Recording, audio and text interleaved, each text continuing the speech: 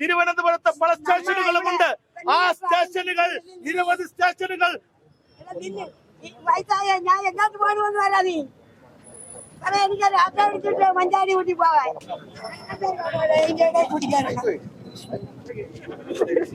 ഇപ്പൊ ബുദ്ധിമുട്ടില്ല, ഇപ്പൊ ബുദ്ധിമുട്ടല്ല. ഞാൻ രാത്രിയിൽ വന്ന് ഇറങ്ങി നടന്നു പോകാൻ പറഞ്ഞു. പലതരത്തിലുമുള്ള പല സ്റ്റേഷനുകളും തിരുവനന്തപുരത്തുണ്ട്. തിരുവനന്തപുരത്തെ പല സ്റ്റേഷനുകളുമുണ്ട്. ആ സ്റ്റേഷനുകൾ നിരവധി സ്റ്റേഷനുകൾ. വയസ്സായ ഞാൻ എങ്ങോട്ട് പോകണമെന്ന് വരാ നീ എനിക്ക് രാത്രി അടിച്ചിട്ട് മഞ്ചാടി കൂട്ടി പോവാൻ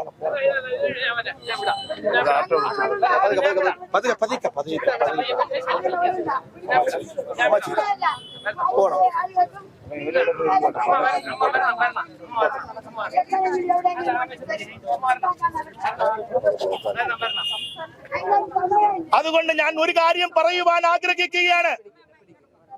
ഭാരതീയ ജനതാ പാർട്ടിയും സംഘപരിവാർ പ്രസ്ഥാനത്തിലും പെട്ട പ്രവർത്തകരെ അവർക്ക് നേരെ ഈ തരത്തിലുള്ള പ്രവണതകളും വച്ചുകൊണ്ട് ഇനി ഒരു സ്റ്റേഷനിലും നിങ്ങൾക്ക് ജോലി ചെയ്യുവാൻ സാധ്യമല്ല എന്ന് ഉറക്കെ പ്രഖ്യാപിച്ചുകൊണ്ട് ഈ പറയുന്ന ഈ സമര പരിപാടി ഔപചാരികമായ ഉദ്ഘാടന കർമ്മം നിർവഹിച്ചതായി പ്രഖ്യാപിക്കുന്നു. നിങ്ങൾക്ക് എല്ലാവർക്കും എന്റെ വിനീതമായ നമസ്കാരം.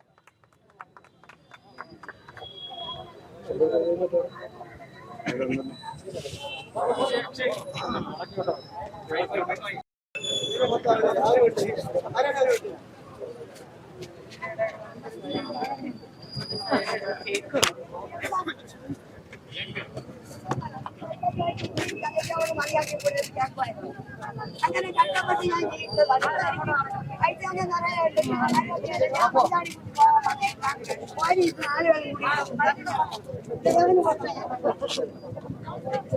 അല്ലെങ്കിൽ നിങ്ങൾ നേരത്തെ നടത്തണം, അല്ലെങ്കിൽ റോഡ് അടിച്ചിട്ട് ഞാനും കൂടെ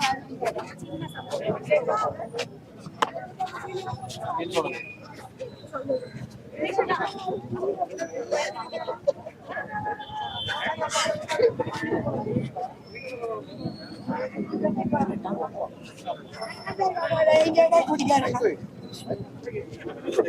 എല്ലാം ഇപ്പൊ വാങ്ങിയത് ബുദ്ധിമുട്ടുണ്ടായിരുന്നോ? എനിക്ക് ബുദ്ധിമുട്ടില്ല, ഇപ്പൊ ബുദ്ധിമുട്ടല്ല. ഞാൻ രാത്രിയിൽ വന്ന് ഇറങ്ങി നടന്നു പോകാൻ പറഞ്ഞു. വല്ല തിന്നാൻ മാറ്റിയാൽ വേഗം. ഞാൻ വട്ടിയൂർക്കാവ് ജംഗ്ഷനിൽ ഇതാ പൈസയൊക്കെ ഉണ്ട്, 500 രൂപ നോട്ടൊക്കെ കൊണ്ടുവന്നത്. വല്ല പിന്നെ വടയോ അവിടെ ഒരു ദോശക്കടയുണ്ട്. ഈ പ്രതിഷേധക്കാരോട് എന്താ പറയാനുള്ളത്? പ്രതിഷേധക്കാരോട് അവരതിന് പ്രതിഷേധിക്കുന്നതെന്ന് എനിക്കറിയില്ല. ചുമ്മാ വരും രാഷ്ട്രീയക്കാരും കുറെ, പിന്നെ വീഡിയോക്കാരും കുറെ പത്രക്കാരും പിന്നെ കുറെ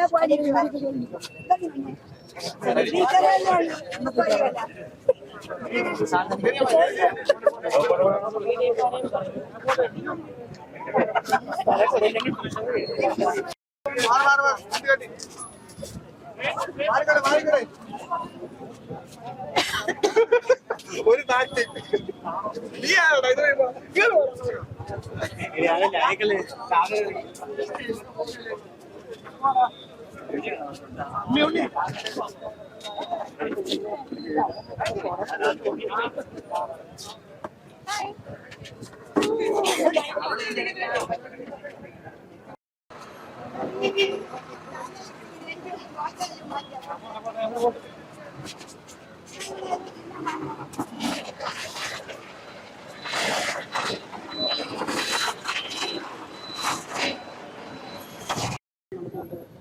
ഡെപ്യൂട്ടി മേയർ ശ്രീ ആശാനാഥ്, ഇവിടെ കൂടിയിരിക്കുന്ന നമ്മുടെ സഹ കൗൺസിലർമാരെ എല്ലാവർക്കും എൻ്റെ വിനീതമായ നമസ്കാരം.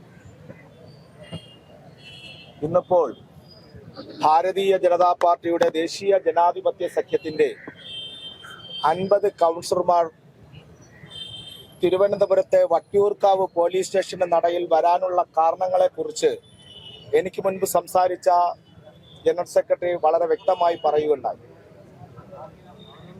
നമുക്കറിയാം, കഴിഞ്ഞ കുറേ കാലങ്ങളായി തിരുവനന്തപുരത്തിന്റെ ഹൃദയഭാഗമായ വട്ടിയൂർക്കാവ് പോലീസ് സ്റ്റേഷനിൽ ഒരു വിപിൻ എന്ന് പറയുന്ന CA, അതുപോലെ തന്നെ ഒരു SI, SIയുടെ പേര് അഭിഷേക്, അഭിഷേക് ഈ രണ്ട് പോലീസ് ഉദ്യോഗസ്ഥന്മാർ ഈ വട്ടിയൂർക്കാവും അതുപോലെ തന്നെ വട്ടിയൂർക്കാവിന്റെ പരിസരത്തും സമാധാനം സൃഷ്ടിക്കുവാൻ വേണ്ടിയാണ് ഇലക്ഷൻ ഡ്യൂട്ടിയുടെ പേരിൽ ഇവിടെ വന്നത്. പ്രിയമുള്ളവരെ, അവർ എന്നു മുതലാണോ ഈ വട്ടിയൂർക്കാവ് പോലീസ് സ്റ്റേഷന്റെ പരിധിയിൽ ചാർജ് എടുത്തത്, അന്നു മുതൽ ഈ തിരുവനന്തപുരത്തിന്റെ ഹൃദയഭാഗമായ വട്ടിയൂർക്കാവും വട്ടിയൂർക്കാവ് പ്രദേശത്തും സമാധാന അന്തരീക്ഷം നഷ്ടപ്പെട്ടിരിക്കുന്നു എന്നുള്ളത് നമുക്ക് എല്ലാവർക്കും അറിയാവുന്നതാണ്. കാരണം കഴിഞ്ഞ കുറച്ച് ദിവസത്തിന് മുമ്പ് ഒരു ക്ഷേത്രവുമായി ബന്ധപ്പെട്ട് അവിടെ ചില പ്രശ്നങ്ങൾ ഉണ്ടായി. ആ പ്രശ്നങ്ങൾ ഉണ്ടാകുന്ന സമയത്ത് സ്വന്തം വാർഡിൽ ഒരു വിഷയം ഉണ്ടാകുമ്പോൾ ആ വിഷയത്തിൽ ചെന്ന് പ്രശ്ന പരിഹാരം കാണേണ്ട ധാർമ്മികമായ ഉത്തരവാദിത്തം ഒരു കൗൺസിലറിനുണ്ട്. ഞങ്ങളെല്ലാം കൗൺസിലർമാരാണ്. എവിടെയെങ്കിലും സമാധാന അന്തരീക്ഷം നശിക്കുന്നു എന്ന് കാണുമ്പോൾ അവിടെ സമാധാന അന്തരീക്ഷം ഉണ്ടാക്കുവാൻ വേണ്ടി ഒരു ജനപ്രതിനിധി എന്നുള്ള നിലയിൽ ആ ജനപ്രതിനിധിയിൽ നിക്ഷിപ്തമായിട്ടുള്ള കർത്തവ്യമാണ് സുഗതൻ നടത്തിയത്. ആ സുഗതനെ 307 വകുപ്പ് അനുസരിച്ച് കേസെടുത്തിരിക്കുന്നു. കൊലപാതക ശ്രമമാണ് 307. പ്രിയമുള്ളവരെ, ഈ സുഗതൻ എന്ന് പറയുന്നത് നൂറുകണക്കിന് ആയിരക്കണക്കിന് ജനങ്ങൾ തെരഞ്ഞെടുക്കപ്പെട്ട ഒരു ജനപ്രതിനിധിയാണ്. ആ ജനപ്രതിനിധിക്കെതിരെ ഒരു അന്വേഷണവുമില്ലാതെ 307 കേസെടുത്ത് ഇവിടത്തെ ഉദ്യോഗസ്ഥന്മാർ, നമുക്കറിയാം ഇവിടെ സ്ഥിരമായിട്ട് ഈ CIയും അതുപോലെ തന്നെ SIയും ഇവിടെ ഇരിക്കുമെന്ന് തോന്നുന്നില്ല. ഇരിക്കാനും പറ്റില്ല. കാരണം ഇനി 2-3 ദിവസം മാത്രമേ ഇവർക്ക് ഇവിടെ നിന്ന് പോകാനതുള്ളൂ. പക്ഷേ ഇരിക്കുന്ന കാലം ഞാൻ എന്തോ ആണ് എന്ന് കാണിക്കുവാൻ വേണ്ടി ഞാൻ CI ആണ്, ഞാൻ SI ആണ്. ഞാൻ പല സിനിമകളിലും കണ്ടിട്ടുണ്ട്. ചില സിനിമയിലൊക്കെ സുരേഷ് ഗോപിയൊക്കെ വന്ന് ഇറങ്ങുന്ന സീന്. സ്വന്തമായി സുരേഷ് ഗോപി ആകുവാൻ വേണ്ടി ശ്രമിക്കുന്ന ഒരു പോലീസ് ഉദ്യോഗസ്ഥനാണ് നമ്മുടെ CI. പ്രിയമുള്ളവരെ, ഇന്നലെ എന്താണ് സംഭവിച്ചത്? അദ്ദേഹത്തിനെതിരെ ഒരു കേസുണ്ട്. ആ കേസുമായി വട്ടിയൂർക്കാവ് പോലീസ് സ്റ്റേഷന്റെ പരിധിയുള്ള കേസുമായി ഹൈക്കോടതിയിൽ കേസ് നിലനിൽക്കുകയാണ്. ഹൈക്കോടതിയിൽ ജാമ്യത്തിന് വേണ്ടി നിയമപരമായി സുഗതൻ സമീപിച്ചു. പ്രിയമുള്ളവരെ, ആ കേസ് നടക്കുന്ന സമയത്ത് കോടതി പറഞ്ഞു 10 ദിവസത്തെ സമയം തരുന്നു. നിങ്ങൾ സ്റ്റേഷനിൽ ഹാജരാകണം. സുഗതന്റെ ആരോഗ്യസ്ഥിതിയെ കുറിച്ച് നമുക്ക് എല്ലാവർക്കും അറിയാം. ചിക്കൻ ബോക്സ് പിടിച്ച് കഴിഞ്ഞ കുറച്ച് ദിവസമായി അദ്ദേഹം ചികിത്സയിലായിരുന്നു. ആ ചികിത്സയിൽ കുറച്ച് സമയം കൂടി ആവശ്യപ്പെട്ടുകൊണ്ട് ഹൈക്കോടതിയിൽ വീണ്ടും റിട്ട് സമർപ്പിച്ചു എന്നാണ് ഞാൻ മനസ്സിലാക്കുന്നത്. ആ 3 ദിവസത്തെ സമയം കൊടുക്കാതിരിക്കുവാൻ വീട്ടിൽ അതിക്രമിച്ചു കയറി. പ്രിയമുള്ളവരെ, ഒരാളിനെ കസ്റ്റഡിയിൽ എടുക്കുമ്പോൾ ഇത്തരത്തിലാണോ കസ്റ്റഡിയിൽ എടുക്കേണ്ടത്?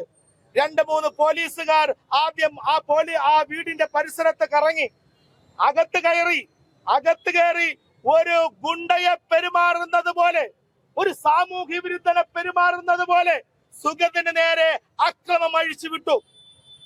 അദ്ദേഹത്തിന് വേണ്ടി മാത്രമാണോ? അദ്ദേഹത്തിന്റെ ഭാര്യയുടെ സഹോദരൻ, എന്തിനേറെ പറയുന്നു, 14 വയസ്സുള്ള കുട്ടിയുടെ നേരിൽ അങ്ങെടുത്ത് തോക്കെടുത്ത് വെടിവെക്കുകയാണ്.